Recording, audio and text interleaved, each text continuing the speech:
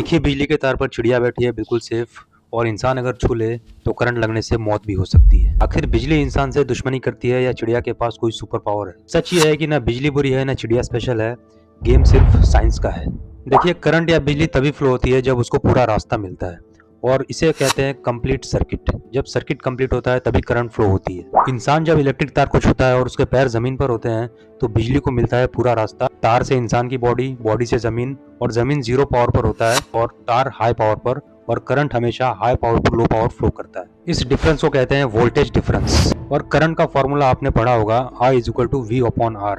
जितना ज्यादा voltage difference होगा उतनी ही ज्यादा करंट फ्लो होगी। अब चिड़िया को देखिए, चिड़िया के दोनों पैर एक ही वायर पर हैं, वो एक वायर सेम पावर का है, मतलब उसके दोनों पैर सेम पावर लेवल पर है। यहाँ डिफरेंस जीरो है, और जब डिफरेंस जीरो होगा तो करंट फ्लो नहीं होगा, सर्किट कंप्लीट नहीं होगा, करंट भी जीरो होगा, इसलिए चिड़िया को करंट नहीं लगता। लेकिन अगर वही चिड़िया दूसरे तार को छू ले या फिर जमीन छू ले तो हाई और लो पावर कनेक्ट हो जाएंगे और वोल्टेज डिफरेंस क्रिएट हो जाएगा, और जब वोल्टेज डिफरेंस क्रिएट होगा तो करंट फ्लो होना स्टार्ट हो जाएगा। तो ऐसे में चिड़िया को भी करंट लग सकता है, और कई बार आपने देखा भी होगा कि करंट लगने से चिड़िया की मृत्यु हो जाती है कई बार। अब सवाल आता है कि क्या एक पैर अगर हवा में रहे और एक पैर तार पर रहे तो क्या करंट लगेगा? तब भी करंट नहीं लगेगा, क्योंकि सर्किट कंप्लीट नहीं होगा, सर्किट फिर भी अधूरा रहेगा, क्योंकि हवा करंट का रास्ता नहीं हो सकती। तो याद रखिए, करंट सिर्फ जगह देखकर नहीं चलता, रास्ता देखकर चलता है। बिजली खतरनाक नहीं होती, गलत कनेक्शन खतरनाक होता है।